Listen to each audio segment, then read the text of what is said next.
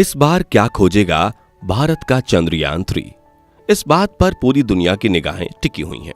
दुनिया की सारी सुपर शक्तियां भारत को सम्मानपूर्वक देख रहे हैं, सोच रहे हैं कि क्या कारनामा करने वाले हैं भारत के वैज्ञानिक। साथियों, ये जो फीलिंग है यह बिल्कुल इतर है, बिल्कुल डिफरेंट है। जब भारत ने सन 2008 में चंद्रयान-1 भेजा था, तब भारत को यह सारी सुपर शक्तियां वाले देश बड़ी हीन भावना से देख रहे थे। ये सब कहते थे कि चलो ठीक है, अपना स्वदेशी स्पेसक्राफ्ट तो बना लिया, लेकिन बजट कम है, इनके पास जाने दो, चांद पर देखते हैं क्या करेंगे। कुछ ज्यादा इंटरेस्टेड नहीं थे, कोई ज्यादा हलचल नहीं थी। लेकिन जिसके बाद भारत के वैज्ञानिकों ने चंद्रयान-1 से जो परिणाम निकाला, उसे सुनकर सब हैरान हो गए। सारी सुपर शक्तियों वाले देश जिसे मानने तक को तैयार नहीं थे।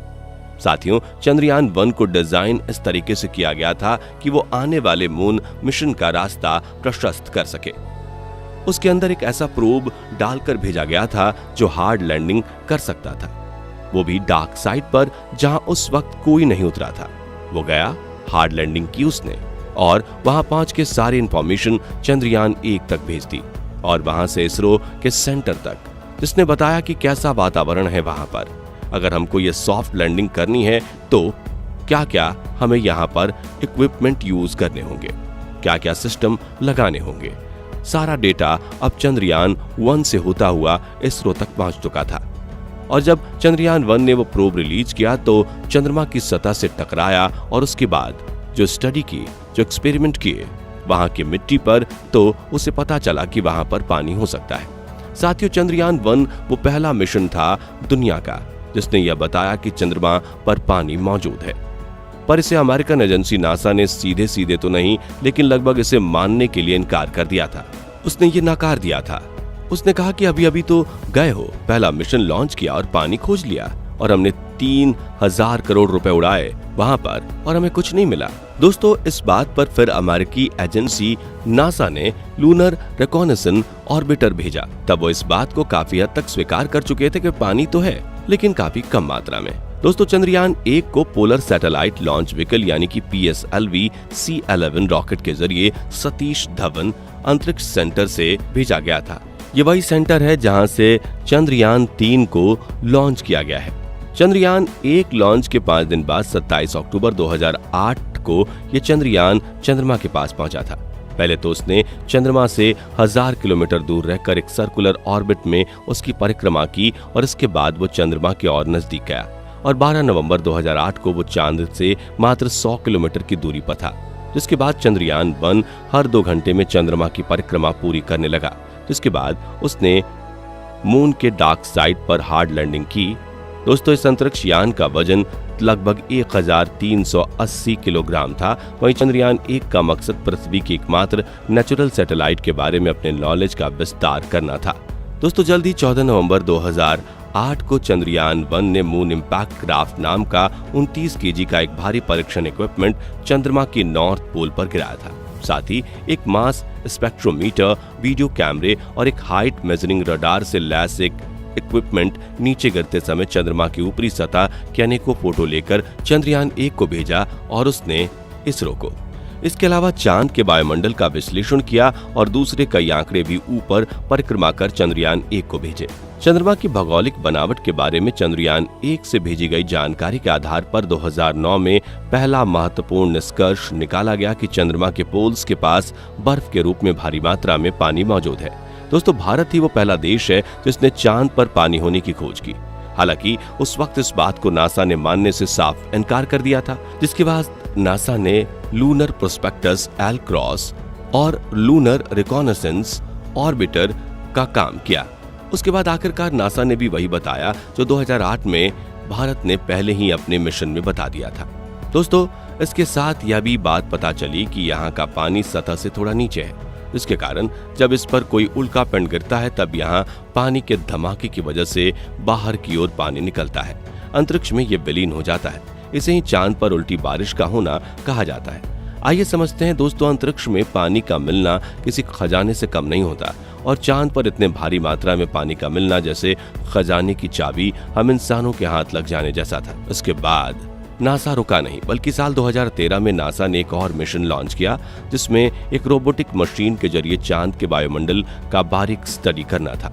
दोस्तों, इस स्टडी में पता चला कि चांद पर बिल्कुल ना के बराबर वायुमंडल में भी पानी मौजूद है, जो कि अपने आप में एक सवाल पैदा करता था कि चांद पर इतनी पतली वायुमंडल होने के बाद यहाँ पानी का होना कैसे संभव है, क्योंकि ना तो चांद पर वायुमंडल मौजूद है और ना ही चांद पर बादल हैं। तो फिर चांद पर पानी का होना कैसे संभव है? ये सवाल वैज्ञानिकों के लिए काफी इंटरेस्टिंग और चैलेंजिंग टॉपिक बन गया था। दोस्तों, जैसा कि आपको पता होगा कि टूटते तारे या उल्कापिंड अपने पीछे एक पूंछ की तरह बनावट किए आगे की तरफ बढ़ते हैं।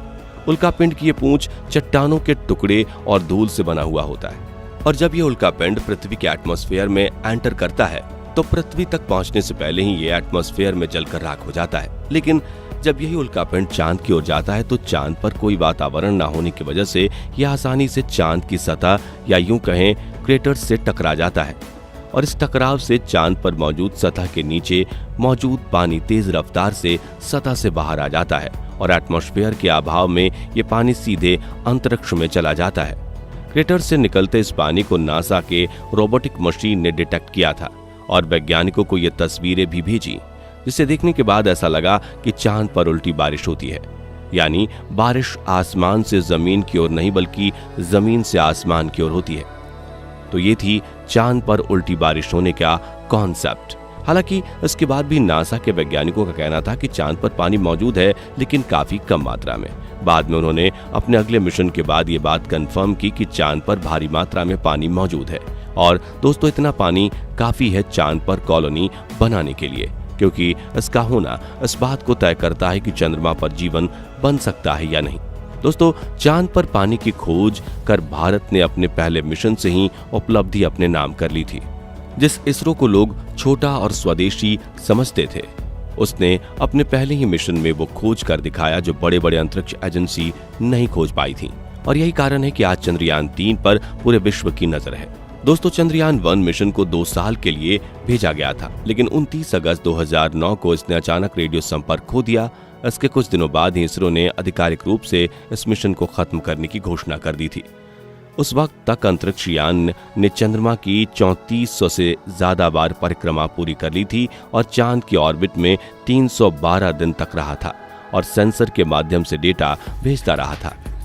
इस वक्त तक यान ने अधिकांश वैज्ञानिक मकसदों को पूरा कर लिया था। इसके बाद 2019 में इसरो ने चंद्रयान 2 को भेजा, जिसमें सफलता हासिल नहीं हुई और पूरा हिंदुस्तान मायूस हुआ। लेकिन चंद्रयान 2 के फेलियोर बेस्ड पर नया चंद्रयान 3 बनाया गया, और अपनी गलतियों को इसमें रेक्टिफाई किया गया।